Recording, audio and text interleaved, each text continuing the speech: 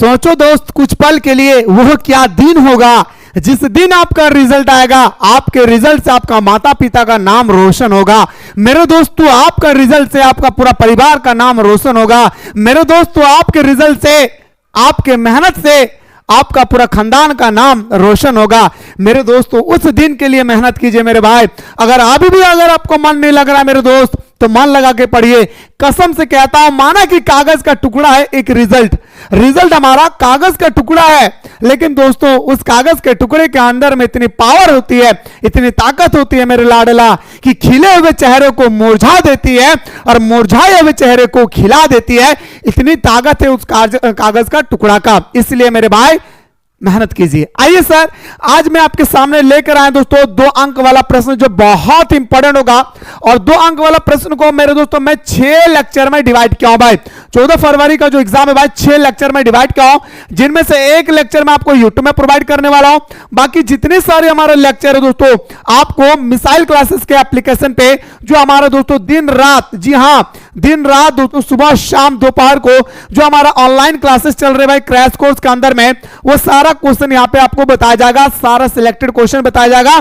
इसलिए लेट ना करें, जाएं जल्दी से क्रैश कोर्स को ज्वाइन करें। आइए सर, एकदम मेरे दोस्तों साधारण भाषा में समझिए और एक बार में याद करके जाइए, ये मेरी गारंटी है मेरे दोस्तों। आइए, पहला क्वेश्चन मेरे भाई आपके स्क्रीन पे है। क्वेश्चन है सर, अमला कौन था भाई? एकदम सिंपल भाषा में पूछा गया कि अमला किसे कहते हैं।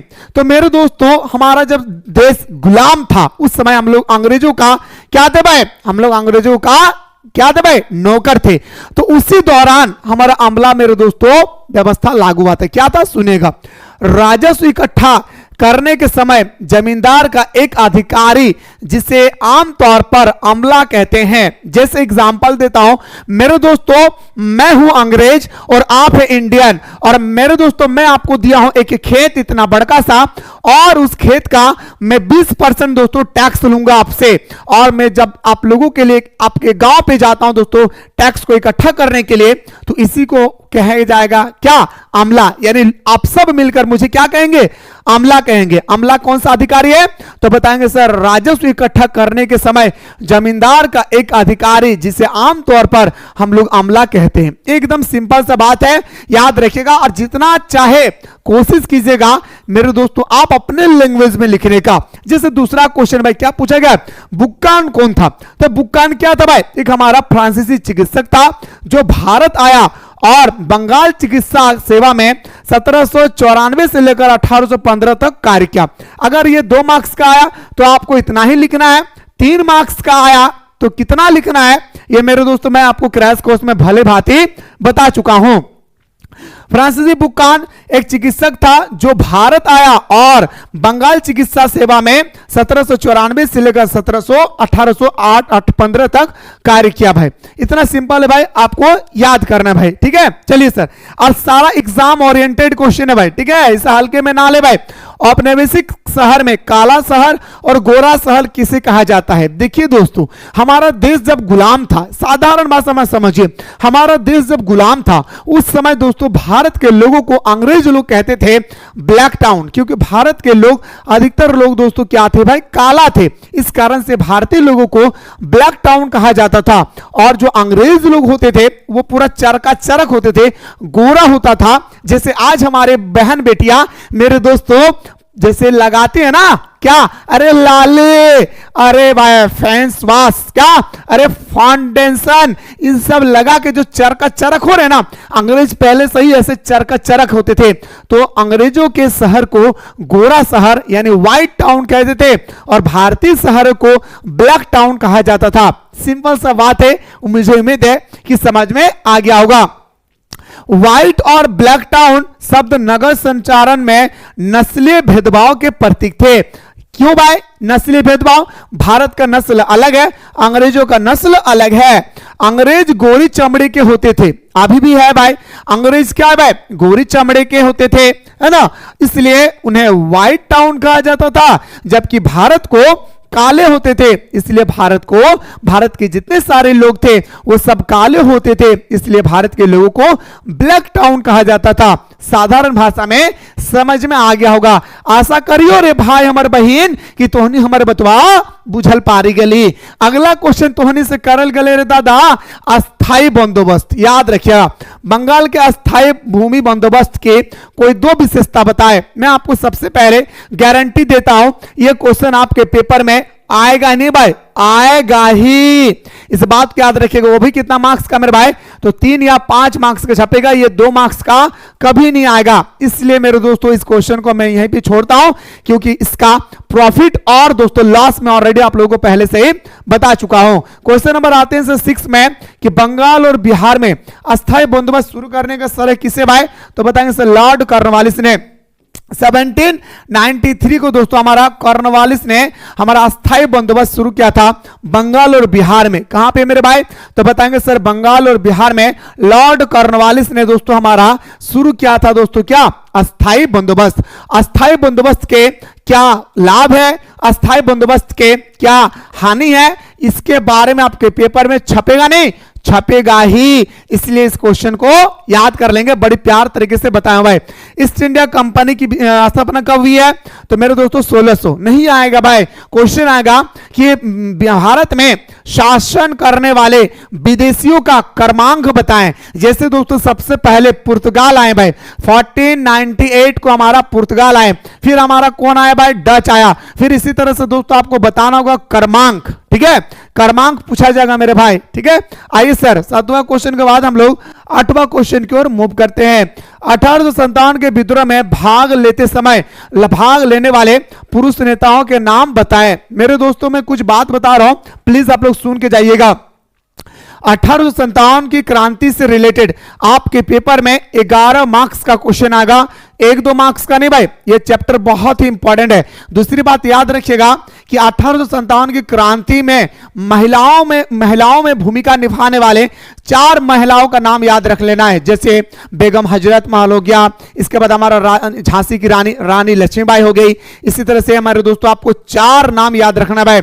यहां पे 4 नाम पूछा जाएगा या 4 पुरुषों का नाम पूछा जाएगा, तो 4 को मेरे दोस्तों पुरुष का और 4 को महिला का नाम आपको याद कर लेना है भाई। जैसे अगर हम बात करें पुरुषों का, तो नाना साहब, जैसे तत्या टोपे, जैसे वीर कुंवर सिंह, जैसे बहादुर शाह जफर। बहादुर शाह जफर कहां से नेतृत्व कर रहा था भाई 1857 की क्रांति, तो बताएंगे सर हमारा दिल्ली से भाई। कहां से, दिल्ली से। 1857 की क्रांति का प्रतीक क्या था भाई, तो बताएंगे सर हमारा रोटी और कमल। क्या बताएंगे सर, 1857 की क्रांति का प्रतीक था भाई क्या, रोटी और कमल। क्या था भाई, मुस्कुरा कर बोलिए, तो बताएंगे सर रोटी और कमल 1857 की क्रांति का प्रतीक था भाई। बहुत इंपॉर्टेंट है भाई, इसे आप लोग कंप्लीट कर लेंगे। 10वां क्वेश्चन पे आते हैं सर हमारा कि खूब लड़ी मर्दानी वो तो झांसी वाली रानी थी। यह पंक्ति मेरे दोस्तों किसके लिए कहा गया था, रानी लक्ष्मीबाई के विषय में कहा गया था। खूब लड़ी मर्दानी वो तो झांसी वाली रानी थी, ये किसके लिए कहा गया था भाई, तो मेरे भाई रानी लक्ष्मीबाई के लिए कहा गया था। आइए सर 11वां नंबर क्वेश्चन है, मंगल पांडे कौन थे। अरे यही तो मंगल पांडे भाई, जो 1857 का विद्रोह में मुख्य भूमिका निभाए थे भाई। क्यों, क्योंकि दोस्तों चर्बी वाला करतूस सबसे पहले इनकार करने वाला था मंगल पांडे, और उसी समय मंगल पांडे को पकड़ के फांसी दे दिया गया था भाई। आइए सर बात करते हैं मंगल पांडे बैरकपुर में 24वें रेजिमेंट। ये क्वेश्चन आप लोग यहां पे दोस्तों अंडरलाइन करेंगे, क्योंकि यहीं से क्वेश्चन अगले साल उठा के टपकाया था कि हमारा मंगल पांडे कौन सा रेजिमेंट का सिपाही थे, तो आपको बताना होगा 34वें रेजिमेंट का हमारा सिपाही थे भाई। कितना, 34वें रेजिमेंट का सिपाही थे, जिन्होंने 1857 के क्रांति में महत्वपूर्ण भूमिका निभाई थी। याद रखिएगा मंगल पांडे बैरकपुर में 34वें, याद रखिएगा भाई 34वें रेजिमेंट के सिपाही थे, ठीक है ना। और आप लोग कमेंट सेक्शन में दबा करके कमेंट करेंगे कि आखिरकार मंगल पांडे को कब फांसी दिया गया और कहां दिया गया, कमेंट में आप लोग बताएंगे दोस्तों, ठीक है। चलिए क्वेश्चन नंबर 12 पे आते हैं सर। क्वेश्चन नंबर आपकी स्क्रीन पे 12 है सर। 1857 का विद्रोह सबसे पहले कब और कहां से शुरू हुआ, तो बताएंगे सर हमारा 10 मई 1857 को शुरू हुआ है हमारा मेरठ से। दूसरी बात मैं आपको बताना चाहूंगा मेरे भाई कि ये जो वेरी शॉर्ट क्वेश्चन देख रहे हैं भाई आप लोग 2-2 मार्क्स का, ये आपके पेपर में 7 क्वेश्चन पूछे जाएंगे, यानी 14 नंबर। यानी सर आपका पेपर में दोस्तों 14 नंबर अगर आप लोग लाना चाहते हैं तो मेरे दोस्तों जो 6 लेक्चर मैं तैयार किया हूं, ये 6 लेक्चर को आप लोगों को कंप्लीट कर लेना है भाई। आज मैं आपके सामने लेक्चर 1 लेकर आया हूं, ये सिर्फ यूट्यूब में मिलेगी। बाकी जो 5 लेक्चर है ये पूरा का पूरा दोस्तों आपको एप्लीकेशन पे देखने को मिलेंगे दोस्तों, ठीक है। क्वेश्चन नंबर आते हैं 13 पे कि 1857 के विद्रोह को प्रथम स्वतंत्रता संग्राम क्यों कहा जाता है भाई। बहुत इंपॉर्टेंट है भाई मेरे दोस्तों। अगर 1857 की क्रांति के समय भारत के अंदर में अगर गद्दार नहीं होता ना, तो हमारे देश की आजादी 1947 में नहीं बल्कि 1857 को ही मिल जाती। 90 साल पहले ही हमारे देश को आजादी मिल जाती मेरे भाई। लेकिन बंगाल का कुछ गद्दार, हैदराबाद का कुछ गद्दार ने मेरे दोस्तों हमारा अंग्रेजों का साथ दिए और फाइनली हम लोगों ने 1857 की क्रांति हार गए भाई। याद रखिएगा 1857 की हार का, असफलता का कारणों के बारे में आपके पेपर में आएगी 5 मार्क्स का। तो 1857 की क्रांति को स्वतंत्रता संग्राम क्यों कहा गया, सुनिएगा मोहब्बत से। 1857 के विद्रोह को प्रथम स्वतंत्रता संग्राम इसलिए कहा जाता है क्योंकि अंग्रेज के शोषण के विरुद्ध यह पहला जन आंदोलन था। मतलब दोस्तों अंग्रेजों के खिलाफ यह पहला जन आंदोलन था जहां पे दोस्तों बहुत सारे बड़े बड़े नेताओं ने अपने अपने काम सब कुछ छोड़ के इस आंदोलन में भाग लिए। और दोस्तों उस आंदोलन में यह कहा गया हर हाल में हमें क्या करना है, भारत में जो अंग्रेजों का शासन है इसे खदेड़ डालना है। यह था सर हमारा 1857 की क्रांति का स्वतंत्रता संग्राम, ठीक है। आइए गुरुजी क्वेश्चन नंबर नेक्स्ट पे आते सर। आपकी स्क्रीन पे क्वेश्चन नंबर 14 भाई क्या पूछा गया कि 1857 के विद्रोह में मुख्य भूमिका निभाने वाले 4 महिला, यही तो बोल रहे हैं भाई, 4 को पुरुष और 4 को महिला। कंठस्थ कर लीजिएगा, एकदम आपके पेपर में आएगा, नहीं आएगा ही, याद रखिएगा। लाडला रानी लक्ष्मीबाई पहला, जो दोस्तों रानी लक्ष्मीबाई भाई याद रखिएगा।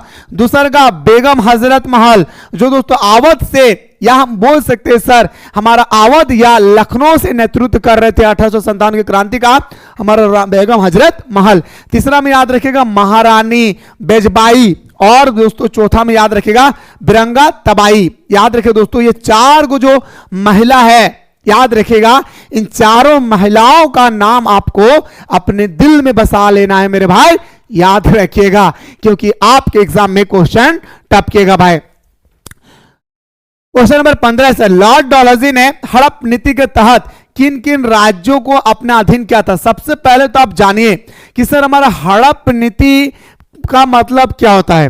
तो मेरे दोस्तों हड़प नीति का अर्थ होती है कि हमारा लॉर्ड डलहौजी ने अपने शासन के दौरान बंगाल बिहार के कुछ ऐसे इलाके थे दोस्तों जिसे हड़पना शुरू कर दिया भाई।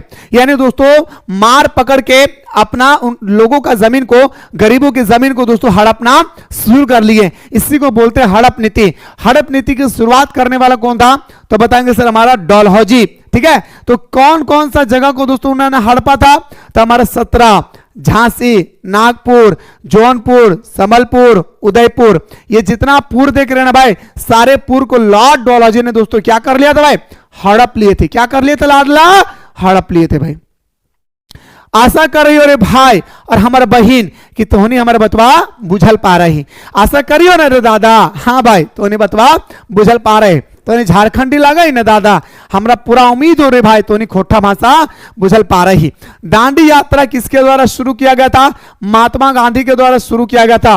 12 मार्च 1930 को दोस्तों साबरमती आश्रम से शुरू किया गया था। याद रखिएगा कितने साथी थे मेरे भाई, 79 साथियों के साथ महात्मा गांधी साबरमती आश्रम से शुरू करते दोस्तों और जाते समुद्री तट पे, और समुद्री तट पे जाने के बाद नमक कानून को पूरी तरह से तोड़ देते हैं। रट्टा मत लगाइयो दादा, रट्टा लगाने वाला कभी सफल नहीं हो सकता है मेरे भाई। समझकर जो लिखने में मजा है ना, वो रट्टा लगाने में नहीं है। इसलिए हमारी छोटी सी रिक्वेस्ट है कि मेरे दोस्तों समझ के आप अपने तरफ से लिखेंगे, एग्जामिनर आपको भर भर के मार्क्स देगी। आपके स्क्रीन पे क्वेश्चन नंबर 18 है भाई, फटाफट देखिए। क्वेश्चन नंबर 18, महात्मा गांधी ने नमक कानून कब बंद किया, तो 6 अप्रैल 1930 को भंग किया। महात्मा गांधी ने नमक कानून कब बंद किया, 6 अप्रैल 1930 को भाई, ठीक है। 19 नंबर वाला क्वेश्चन है सर, भारत छोड़ो आंदोलन कब शुरू हुआ? तो भारत छोड़ो आंदोलन 1942 में शुरू हुआ और भारत छोड़ो आंदोलन में दोस्तों महात्मा गांधी ने शुरू किया था। क्या मेरा भाई, भारत छोड़ो आंदोलन कब हुआ था? 1942 में। याद रखिएगा दोस्तों, हमारा महात्मा गांधी ने इसी में एक नारा दिया था, करो या मरो, जो होगा सो देखा जाएगा, करो या मरो। महात्मा गांधी ने कौन से आंदोलन में नारा दिया था?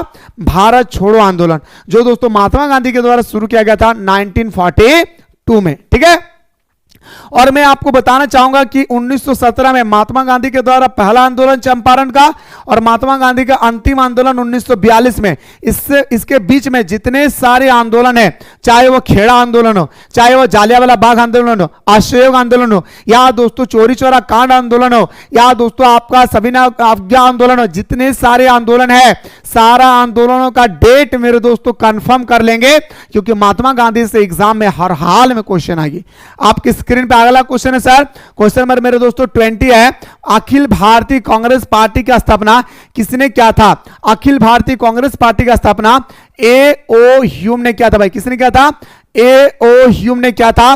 कब किया था भाई? तो बताएंगे सर 28 दिसंबर 1885 को दोस्तों मुंबई में किया था। यही स्टूडेंट्स को पता नहीं होता है, खड़े रट्टा लगा लेते हैं कि 28 दिसंबर 1885 को हुआ है, लेकिन कहां हुआ है ये स्टूडेंट्स को पता नहीं होता भाई। तो मुंबई में हुआ है भाई। कहां पे हुआ है? मुंबई में हुआ है, इस बात को याद रखिएगा। तीसरा क्वेश्चन अगला 21 है सर, कि अप्रैल 1919 में जालियांवाला बाग हत्याकांड कहां हुआ था? तो बताएंगे सर पंजाब के अमृतसर में। कहां पे हुआ था मेरे भाई? तो बताएंगे सर पंजाब के अमृतसर में हुआ था भाई जालियांवाला बाग हत्याकांड। क्वेश्चन नंबर 22 पे आते हैं सर, कि गांधी जी ने असहयोग आंदोलन किस वर्ष शुरू किया? तो महात्मा गांधी जी ने असहयोग आंदोलन मेरे दोस्तों 1 अगस्त, पूरा डेट याद रखेगा, एग्जाम में जब भी आएगी ना आपके एग्जाम में क्वेश्चन, वो पूरा डेट ही आएगा भाई, आधा डेट कतई नहीं पूछा जाएगा भाई। तो 1 अगस्त 1920 को दोस्तों हमारा असहयोग आंदोलन शुरू होती है और 1922 में मेरे दोस्तों हमारा असहयोग आंदोलन को वापस लिया जाता है भाई। 1922 में हमारा असहयोग आंदोलन को वापस लिया जाता है। 23 की अगर हम बात करें, पूर्ण स्वराज्य का प्रस्ताव कांग्रेस के किस अधिवेशन में और कब पास किया गया? आपसे पूछा गया पूर्ण स्वराज्य का प्रस्ताव कांग्रेस के किस अधिवेशन में और कब पास किया गया? तो पूर्ण स्वराज्य का प्रस्ताव लाहौर अधिवेशन में। याद रखिएगा, पूर्ण स्वराज्य का प्रस्ताव दोस्तों कांग्रेस के द्वारा लाहौर अधिवेशन 1929 को दोस्तों क्या किया गया? पास किया गया। बहुत इंपॉर्टेंट है। अभी मैं जितना क्वेश्चन आप लोगों को बता रहा हूं भाई, ये सारा क्वेश्चन एकदम मधुगुड़ की तरह चाट लेंगे भाई। साथ ही साथ डिस्क्रिप्शन बॉक्स में एक व्हाट्सएप ग्रुप का लिंक दिया है, इस व्हाट्सएप ग्रुप को आप लोग एनी हाउ ज्वाइन कर लेंगे, ताकि दोस्तों कोई भी इंफॉर्मेशन आएगी एग्जाम से रिलेटेड वगैरह वगैरह कुछ भी आएगी तो उसी व्हाट्सएप ग्रुप में सबसे पहले आप लोगों को प्रोवाइड किया जाता है। जैसे दोस्तों आपकी स्क्रीन पे क्वेश्चन नंबर 23 के बाद 20 आपका 4 आता है भाई, माई एक्सपेरिमेंट विथ ट्रूथ किसकी आत्मकथा है? तो मेरे दोस्तों महात्मा गांधी की आत्मकथा है। क्वेश्चन नंबर अगर हम लोग बात करें 25 की, तो खिलाफत आंदोलन किसके द्वारा शुरू किया गया था? खिलाफत आंदोलन बहुत प्यारा सा क्वेश्चन है भाई, मोहम्मद अली और शौकत अली के द्वारा शुरू किया गया था खिलाफत आंदोलन। याद रखिएगा, खिलाफत आंदोलन किसके द्वारा शुरू किया गया? तो मोहम्मद अली और शौकत अली के बीच में दोस्तों हमारा याद रखिएगा हमारा खिलाफत आंदोलन की शुरुआत किया गया भाई। क्वेश्चन नंबर मेरे दोस्तों अगला 25 के बाद 26 पे आते सर, कहा गया है कि संविधान सभा की प्रथम बैठक कब और किसके द्वारा अध्यक्षता किया गया? मेरे दोस्तों यहां पे मैं 4 क्वेश्चन बताऊंगा, आप लोग अपने दिल के दरवाजे पे बंद कर लेंगे मेरे भाई। संविधान सभा की पहली बैठक 9 दिसंबर 1946 को होती है। संविधान सभा का पहला बैठक 9 दिसंबर 1946 को होती है, जिसमें दोस्तों हमारा डॉक्टर सचिदानंद सचिनानंद याद रखिएगा भाई, सचिदानंद सिन्हा को क्या बनाया गया भाई? अस्थायी अध्यक्ष। क्या बनाया गया भाई? संविधान सभा का अस्थायी अध्यक्ष बनाया गया। ठीक इसके 2 दिन के बाद यानी सर हमारा 11 दिसंबर 1946 को दोस्तों डॉक्टर राजेंद्र प्रसाद को अस्थायी अध्यक्ष बनाया गया। किसको मेरे भाई? डॉक्टर राजेंद्र प्रसाद को हमारा अस्थायी अध्यक्ष बनाया गया। ठीक इसके 2 दिन के बाद यानी दोस्तों 13 दिसंबर 1946 को दोस्तों उद्देश्य प्रस्ताव पेश किया गया। याद रखिएगा भाई, क्या पेश किया गया? उद्देश्य प्रस्ताव प्रस्ताव पेश किया गया। आखिर उद्देश्य प्रस्ताव किसके द्वारा पेश किया गया? जवाहरलाल नेहरू द्वारा, पंडित जवाहरलाल नेहरू द्वारा उद्देश्य प्रस्ताव पेश किए गए भाई। यह आपको पॉलिटिकल साइंस में भी काम आएगा और साथ ही साथ मेरे दोस्तों आपको हिस्ट्री में भी काम बन जाएगी, इसलिए ध्यान से सुनेगा। 3 डेट याद रखेगा। 9 दिसंबर 1946 को डॉक्टर सचिदानंद सिन्हा, 11 दिसंबर 1946 को हमारा डॉक्टर राजेंद्र प्रसाद, जिसे हम लोग अस्थायी अध्यक्ष मानते हैं। ठीक इसके 2 दिन के बाद 13 दिसंबर 1946 को उद्देश्य प्रस्ताव नेहरू के द्वारा पेश किया जाता है। संविधान सभा में दोस्तों लगभग संविधान को बनाने में लगभग कितना खर्चा हुआ था? लगभग दोस्तों हमारा 64 लाख का खर्चा हुआ था। इस बात को याद रखिएगा। कितना सर? लगभग 64 लाख का खर्चा हुआ था दोस्तों। ठीक है, तो ये था सर हमारा 26 नंबर क्वेश्चन, जो बहुत ही इंपॉर्टेंट है और बड़ी प्यारा सा क्वेश्चन भी है भाई। ठीक ना, चलिए अगला क्वेश्चन बात करते हैं सर। क्वेश्चन नंबर 27 के बाद 28 भाई। महात्मा गांधी किस भाषा को राष्ट्रभाषा बनाना चाहते थे? तो मेरे दोस्तों हिंदी को अपना राष्ट्रभाषा बनाना चाहते थे। महात्मा गांधी हिंदुस्तानी भाषा को राष्ट्रभाषा बनाना चाहते हैं, मतलब हमारा हिंदी भाषा को राष्ट्रीय भाषा बनाना चाहते हैं। 14 सितंबर को हम लोग याद रखिएगा हिंदी दिवस मनाते हैं। साथ ही साथ हिंदी का मेरे दोस्तों सबसे पहला अगर आपसे पूछा जाएगा कि हिंदी भाषा सबसे पहला दोस्तों कहां पे लागू किया गया था, कमेंट में बताएंगे भाई। अगला क्वेश्चन है 29। भारत के अंतिम वायसराय कौन थे? Lord Mountbatten. भारत के अंतिम वायसराय कौन थे? मेरे दोस्तों इस क्वेश्चन को लेकर ना जाने मेरे भाई कितने सारे स्टूडेंट्स कंफ्यूजन होते भाई। ए प्यारे, इस क्वेश्चन को एकदम दिल के दरवाजे में बंद कर लेंगे, बता रहा हूं सुनिए। भारत के अंतिम वायसराय कौन था? Lord Mountbatten. स्वतंत्र भारत के अंतिम वायसराय कौन था? तो बताएंगे सर श्री राजगोपालाचार्य। यहां पे लिखा रहेगा भाई क्या? स्वतंत्रता। स्वतंत्र भारत के अंतिम गवर्नर जनरल कौन थे? तो बताएंगे सर हमारा श्री राजगोपालाचार्य। लेकिन अगर लगा रहे कि भारत के अंतिम वायसराय या अंतिम गवर्नर जनरल कौन थे, तो बताएंगे सर हमारा लॉर्ड माउंटबेटन। उम्मीद करता हूं मेरे भाई कि आपका अंदर में जो कंफ्यूजन था वो कंफ्यूजन दूर हो गई। बस मेरे भाई अगर आप चाहते हैं कि सर अच्छी तरह से तैयारी करना है तो प्ले स्टोर में जाइए भाई, मिसाइल क्लासेस के ऐप को डाउनलोड कीजिए। डाउनलोड करने के बाद क्रैश कोर्स को ज्वाइन कीजिए।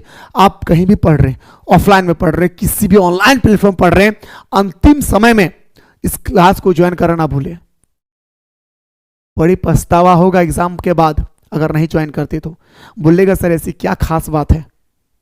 मेरे दोस्त एग्जाम के ओरिएंटेड जितने सारे प्रश्न हैं A to Z डाल दिया हूं, सारा क्वेश्चन आपको यहीं से देखने को मिलेंगे, इसलिए इस कोर्स को ज्वाइन करना ना भूले भाई।